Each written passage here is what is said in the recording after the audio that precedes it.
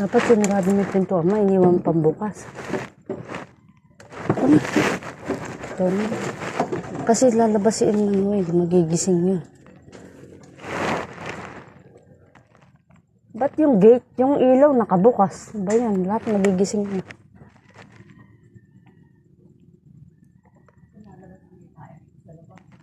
Matulog ka na dyan.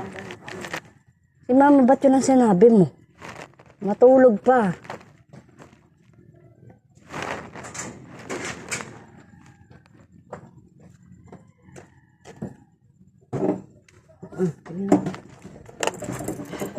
Ayun, ito. Saan na ba yan? Hawak, lilipad na tayo. Lilipad. Ako rin. Wow. Gano'n eh. Magsaya. Walang pasaway.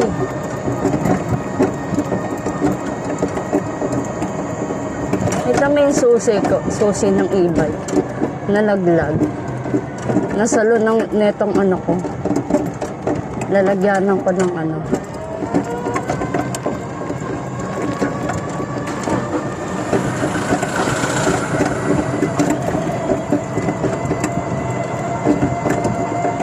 Sarap ang lamig.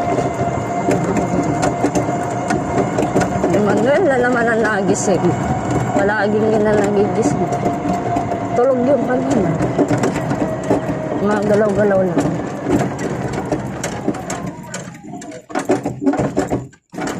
Ay, okay.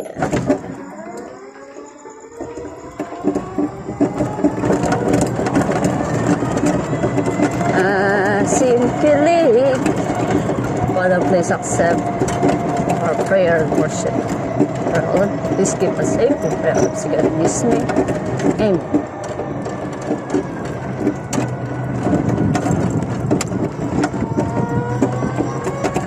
Malamig ma? Malaban.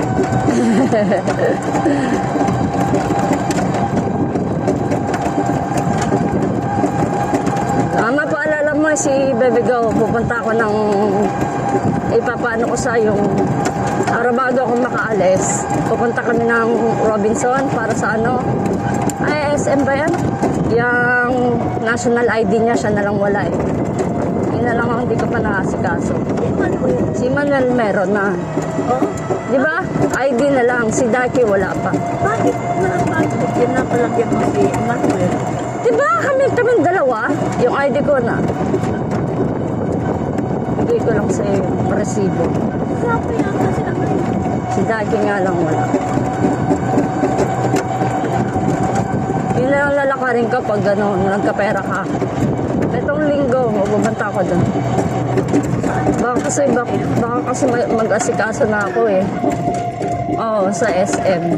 Meron daw dyan, ano, yung para sa national ID. May ilaw ba ako?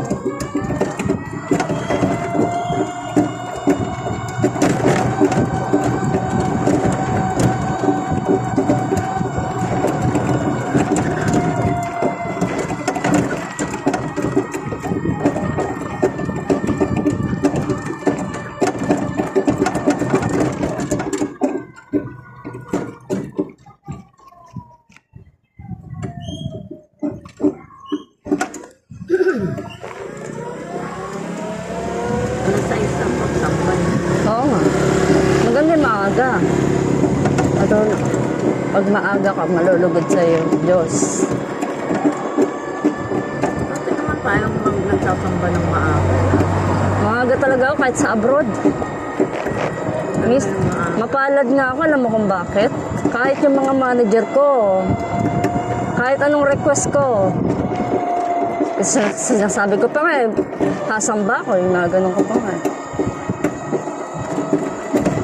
Payagan ako nun. Kahit ano ipaalam ko. Alam nila, hindi naman ako gumagala eh. Pagka alis ako, pagsamba lang ang gagawin ko. Bibigyan pa nga akong day off nun.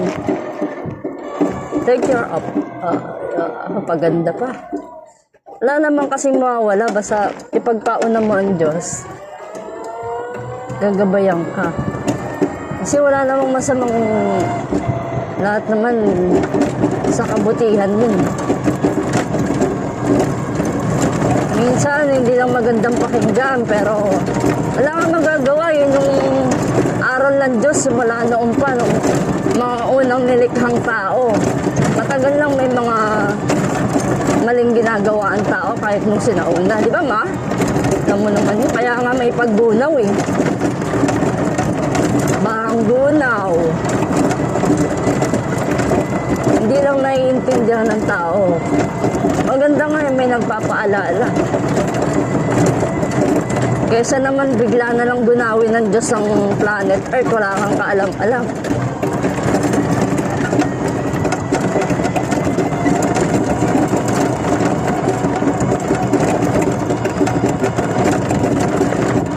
Hindi ka man lang nakapagbagong buhay.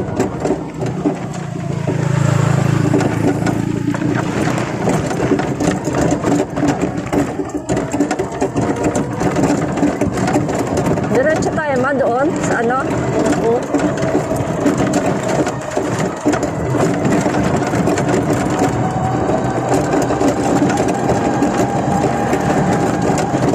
Nakakaintindi lang nun sa yung talagang matatagal ng iglesia. Minsan nga pag kahit sa abroad eh, minsan matatawa pa yung mga ano eh, scan eh. Ganyo baka mamaya tamaan kayo sa pagsamba. Sauna ba kayo? Magkagano, ibig sabihin ako. Kumbaga sermon ng ano, pagsamba, parang ganun. Nagtatawaan na kami nun eh. Naalala ko nun. Sermon ang pag, ano, hindi naman yung sinasabing sermon, kumbaga, wala mong may kasalanan ka, talagang matatamaan ka. Ang kagandahan talaga sa iglesia, walang pinipiling doktrina, walang pinipiling ano, hindi yung mga turo, lahat yan, dito sa Pilipinas, sa ibang bansa, parehas lang yung aral, walang dito magkaiba, di ba ma? Sayang nga, hindi ka lang kasi nakaano eh. Maganda yung mga nauna pang ano, naunang pagsamba. Kasi ang pagsamba ngayon puro sa mga tinuturo sa doktrina. Simula number 1. Di ba hanggang 25 yun?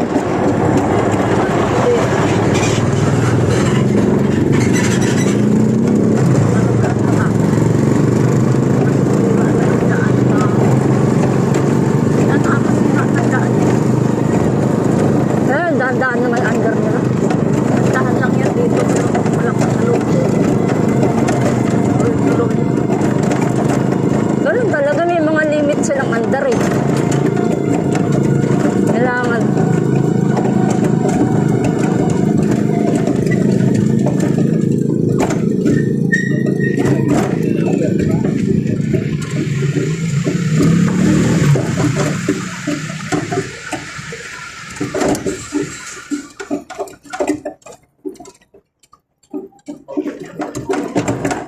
Ang kagandahan talaga sa iglesia naman kasi totoo yan. Di ba ma? Ang dami mo lang pinuntahang religion. Bukod tanging yan lang, walang ililihim na aral eh. Sa iba, Dadaanan na walang. tatago pa nila. Diyan ka na lang sa iglesia. Tatago pa nila yung aral. Kung Ayos na yung kabila. iisipin mo, lahat naman ng Ito na naman magbubuta. puro Bible lang ang tinuturo.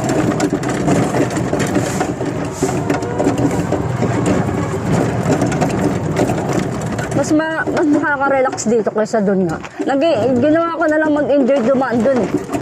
Kasi nakabisado ko yung para siyang puzzle. Dito ako dada sa gilid.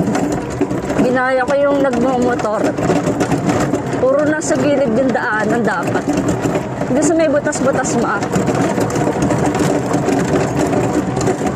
Kaya lang, masisira talaga iba eh. Kasi ano eh, parang naghihiwalay na sila eh. Gusto nang maglehas ng bubong eh. Mga ganun-ganun na. Ang kulit ng tunog eh.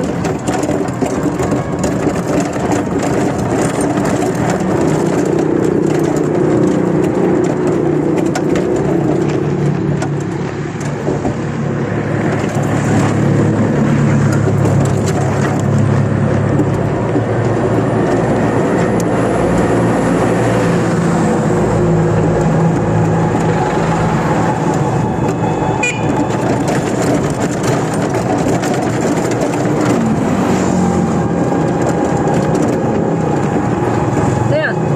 Karton?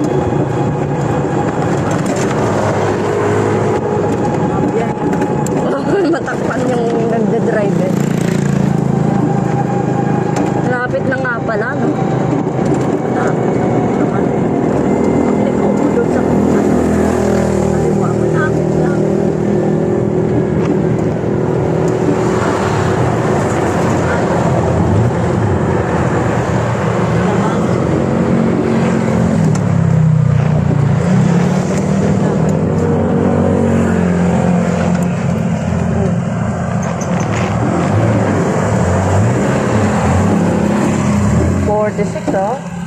Ah, 46 kayo mo. Sige na, makanak ka na doon. Kasi nakakalimutan ko, tanggalin yung nasa leg ko eh.